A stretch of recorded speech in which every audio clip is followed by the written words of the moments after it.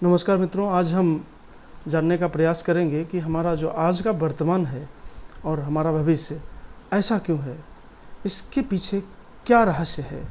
इसको समझने के लिए मैंने अपने जीवन के अनुभव तथा मेरी एक अप्रकाशित पुस्तक लक्ष्य साधना के एक अध्याय के सारांश को समेट करके आपके सामने प्रस्तुत किया है।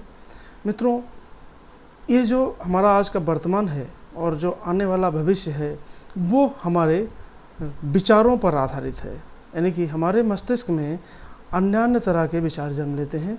ये विचार देश, काल, परिस्थिति, हमारी इच्छा, हमारी क्षमता आदि पक्षों को समाहित करते हुए जन्म लेते हैं।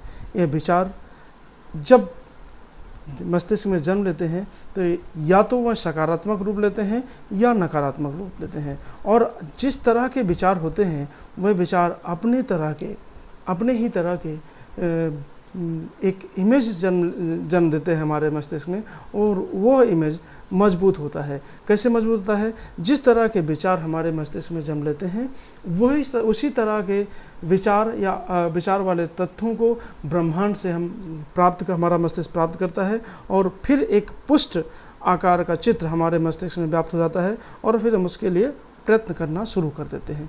विचार जन्म लेने के साथ ही हमारे अंदर भाव जन्म लेते हैं, और अगेन वह भाव भी या तो सकारात्मक होते हैं या नकारात्मक होते हैं, क्योंकि जैसा विचार होगा भाव भी उसी तरह से होगा। और विचार और भाव, जिस तरह का विचार है हमारे मस्तिष्क में जन्म ले रहा है, जिस तरह का भाव हमारे मस्तिष्क में जन्म ले रहा है, उसी तरह के समान फ्रीक्वेंसी वाले विचार और भावों को वह आकर्षित करता है और पुष्ट होता है। यानी यदि हमारे मस्तिष्क में सकारात्मक विचार जन्म ले रहा है तो हमारा मस्तिष्क जो है वो सकारात्मक भावों वाले और सकारात्मक विचारों वाले जो आवृत्ति वाले तत्व हमारे ब्रह्मांड में मौजूद हैं उनको आकर्षित करके और मजबूत हो जाएगा। अब अगर सकारात्मक मजबूत हो गया तो आपकी जो क्रिया, आपका मस्तिष्क में जो इमेज बना है वो सकारात्मक वाला बनेगा, और उसी तरह से हम प्रयास करना शुरू करेंगे, और उसी तरह के तत्व, उसी तरह के वस्तुएं, उसी तरह की सामग्री हमारे आसपास बननी शुरू हो जाती है।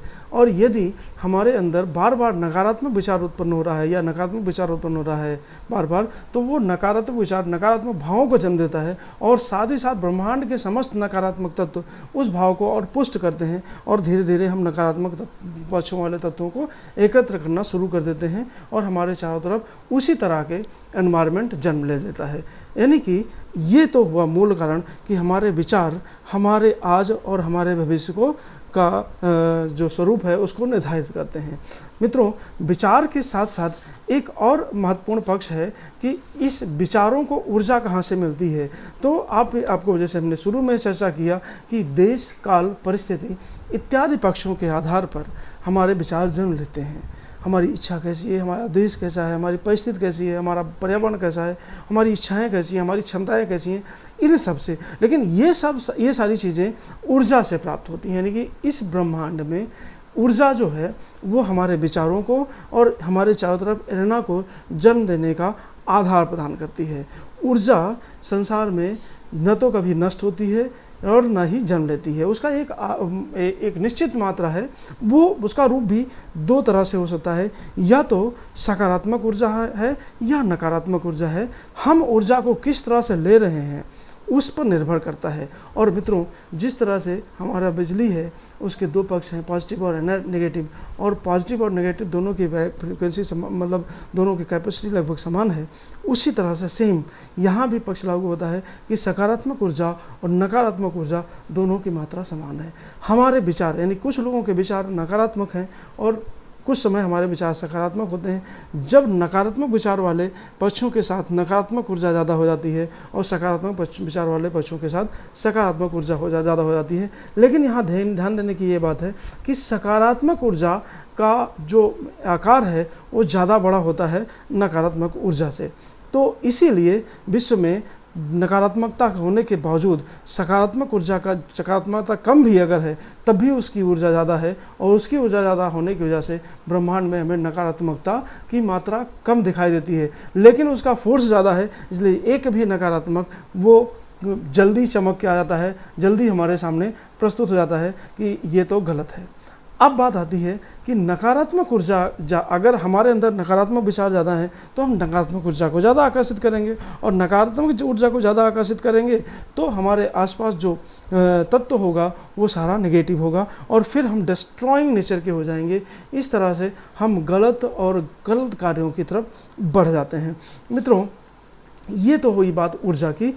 अब बात आता है कि हम नकारात्मक ऊर्जा से दूर कैसे हों और सकारात्मक ऊर्जा को कैसे आत्मसात करें, ताकि हमारे विचार पुष्ट हों और हमारे अंदर लगातार सकारात्मक विचार जन्म लेते रहें, सकारात्मक भाव जन्म लेते रहें, और सकारात्मक विचार और भाव ये दोनों मिल करके हमारे जीवन को ज़्यादा मजबूत बना सकें और हम एक अच्छा कार्य कर सकें। तो इसके लिए हमें ये समझना होगा, सबसे पहली बात यह है कि हम जैसा होना चाहते हैं वैसा स्वयं को महसूस करें। जैसे मान लीजिए हम धनी होना चाहते हैं तो हमें महसूस करें कि हम धनी हैं और उसके समस्त सकारात्मक पक्षों को अपने अंदर आत्मसात करें। अगर हम उन सारे पक्षों को अपने अंदर आत्मसात करेंगे तो बार बार हमें उस सकारात्मक ऊर्जा का संचार हमारे अंदर होता रहेगा और बार बार धनी होने का विचार हमारे अंदर जन्म लेता रहेगा, उस पॉजिटिव या उस सकारात्मक पक्ष का विचार जन्म लेता रहेगा और हम उसकी तरफ बढ़ जाएंगे। लेकिन अगर हम इसी तरह से दूसरा काम और करेंगे कि स्वयं को जो भी हमें प्राप्त हुआ है उसके लिए कृतज्ञ बने और स्वयं को पुष्ट रखें। और तीसरा सबसे महत्वपूर्ण बात है कि हम प्यार करना सीखें। हम स्वयं से प्यार करें, अपने सराउंडिंग से प्यार करें और हमेशा खुश रहें। खुश रहने का मतलब यह है कि जिस तरह से नेचर फ्लावरिश होता है, जिस तरह से नेचर ज़्यादा ताज़ा होता है, उसी तरह से हम स्वयं को तरोताज़ा रखें। वो तभी होगा जब बार बार हमारे अंदर सकारात्मक ऊर्जा का संचार होता रहे। सकारात्मक ऊर्जा का संचार तभी होगा जब हम सकारात्मक विचारों को पुष्ट करें, नकारात्मक विचारों को थोड़ा सा नीचे ले जाएं, क्योंकि जैसे जैसे हम सकारात्मक विचारों को ऊपर पुष्ट करेंगे वैसे वैसे नकारात्मक विचार नीचे आएंगे और सकारात्मक ऊर्जा हमारी तरफ आकर्षित होगी। सकारात्मक ऊर्जा हमारी तरफ आकर्षित होगी तो हम स्वयं को ज़्यादा पुष्ट कर पाएंगे, हम सराउंडिंग से प्यार करना सीखेंगे और हमारे आसपास का जो एनवायरनमेंट होगा वो सकारात्मकता से परिपूर्ण होगा और हमारे सकारात्मक विचारों से जुड़ा हुआ होगा, और इससे हम एक उच्चतम ऊंचाई को प्राप्त कर पाएंगे, जैसे टाटा हैं, जैसे रिलायंस के हैं, या प्रधानमंत्री नरेंद्र मोदी हैं। इस तरह के या कोई भी सफल व्यक्तित्व है, वो जितने भी हम सफल व्यक्तित्व देखते हैं, चाहे वो एक घर में छोटा सा अपने घर में रहने वाला कोई व्यक्ति हो या किसी ब्रह्मांड में या संसार में किसी शीर्ष पद पर बैठा हुआ व्यक्ति हो, जो भी है, जिसने भी स्वयं को खुश महसूस किया है उसके अंदर सकारात्मकता का संचार हुआ है और उस सकारात्मकता के संचार से सकारात्मक ऊर्जा इकट्ठा हुई है। सकारात्मक ऊर्जा के एकत्र होने के कारण वह उस ऊंचाई को प्राप्त कर पाया है। तो निश्चित तौर पे हम इस बात को समझेंगे कि हमारे विचार के साथ हमारे भाव और हमारे भाव के साथ हमारी ऊर्जा और हमारी ऊर्जा के साथ हमारी सोच और हमारी सोच के साथ साथ हमारा सराउंडिंग, इन सब को सकारात्मक बनाना है, नकारात्मकता से दूर होना है। क्योंकि सकारात्मकता यदि एक बार जन्म लेगी तो उसके आसपास सकारात्मकता के जो फ्रीक्वेंसी है उसको आकर्षित करके वो पुष्ट होगी, और नकारात्मक विचार अगर बार बार जन्म लेंगे तो नकारात्मकता की पुष्टि की फ्रीक्वेंसी वाले तत्वों को आकर्षित करके वो पुष्ट हो जाएंगे। हमें ये सोचना है कि हमें क्या बनना है। यदि हमें अच्छा सफल व्यक्ति बनना है तो हमें सकारात्मक विचारों, सकारात्मक भावों और सकारात्मक ऊर्जा को अपने अंदर आत्मसात करके खुश होकर के प्रकृति की तरह खिल करके कार्य करना होगा। तभी हम इस ब्रह्मांड में अपने आप को व्यवस्थित कर पाएंगे, इसका आनंद ले पाएंगे, इस अमूल्य जीवन का आनंद ले पाएंगे। निश्चित तौर पे हमारे सभी साथी इस बात को समझेंगे और समझ करके सकारात्मकता की ओर बढ़ेंगे। बहुत बहुत धन्यवाद। जय हिंद।